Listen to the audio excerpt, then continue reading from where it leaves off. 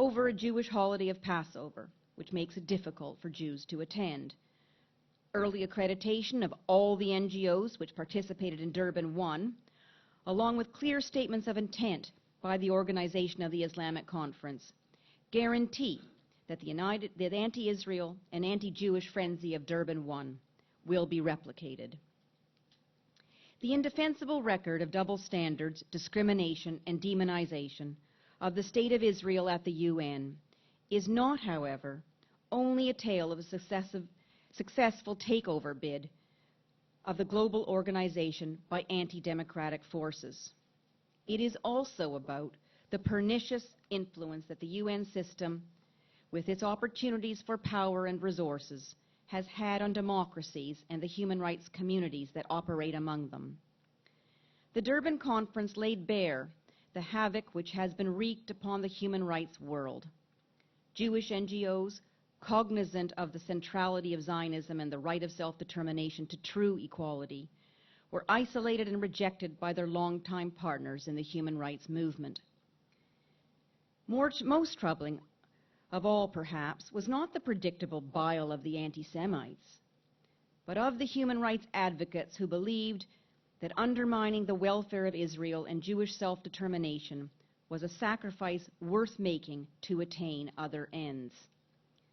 This mindset remains rampant among UN-accredited NGOs who scurry around the floor of UN committees or lunch with diplomats to lobby for their favorite cause.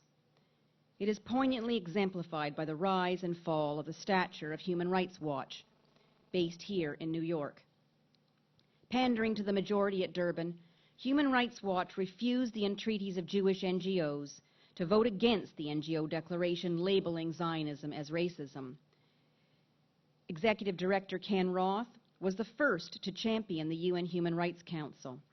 Immediately following the vote on its creation, he announced, and I'm quoting him, "Today's resolution marks an historic step towards enhanced human rights protection within the UN system."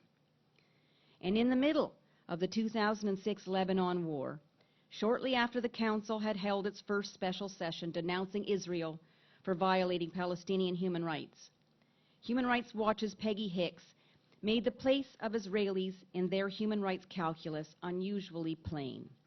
She said, "It would be a mistake to judge the Council on the basis of its actions on the occupied Palestinian territories."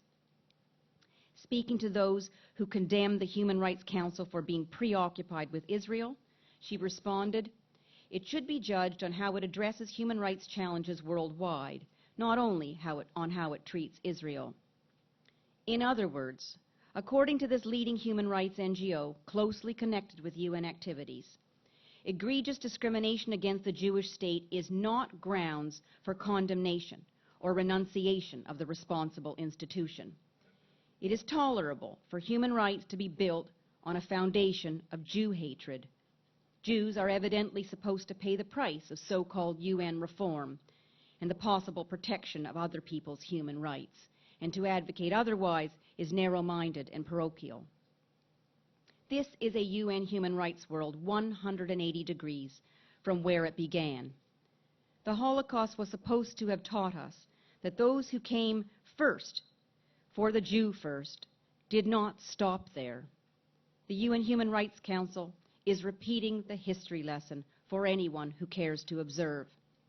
In March of this year, it discontinued the confidential closed-door consideration of the human rights situation in Iran and Uzbekistan. In June, it eradicated investigations on human rights abuse in Belarus and Cuba. Its sights are now firmly set on eliminating the few remaining country-specific investigators, but for Israel.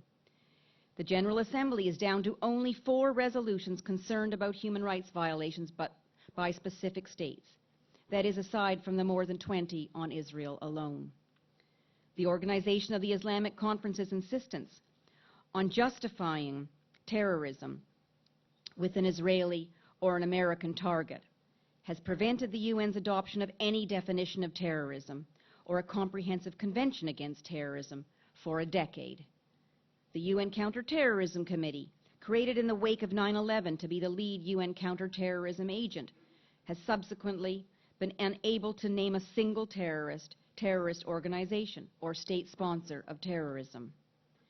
We already know that terrorists who look first to Israel look next to America, Spain, and London, and on to Lebanese civilians, Christians in Saudi Arabia, Copts in Egypt, filmmakers in the Netherlands, publishers in Denmark. We also know that Durban II will be an all-out assault on democratic freedoms such as freedom of expression. Israel is the most criticized state across the UN human rights establishment, but the United States is fourth. In contrast, Iran is 11th, Saudi Arabia 15th. Open season on an Israeli target has not translated into better protection of peace and security or the human rights of other victims.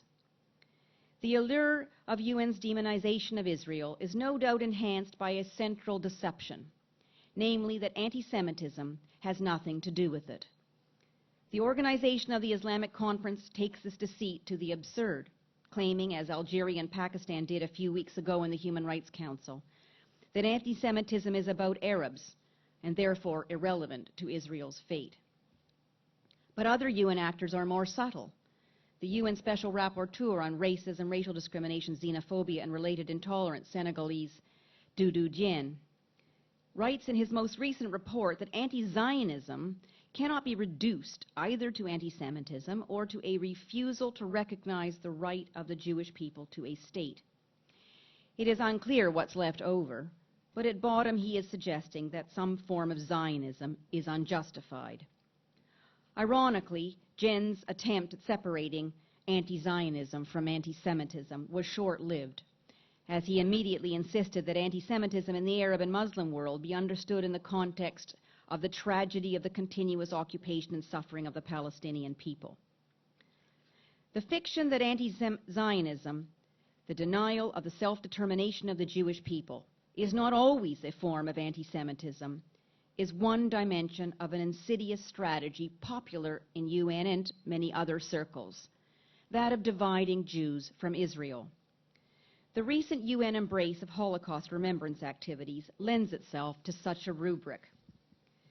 60 years late, there is now a little beehive of activity in a subsection of the UN Secretariat concerned with Holocaust education.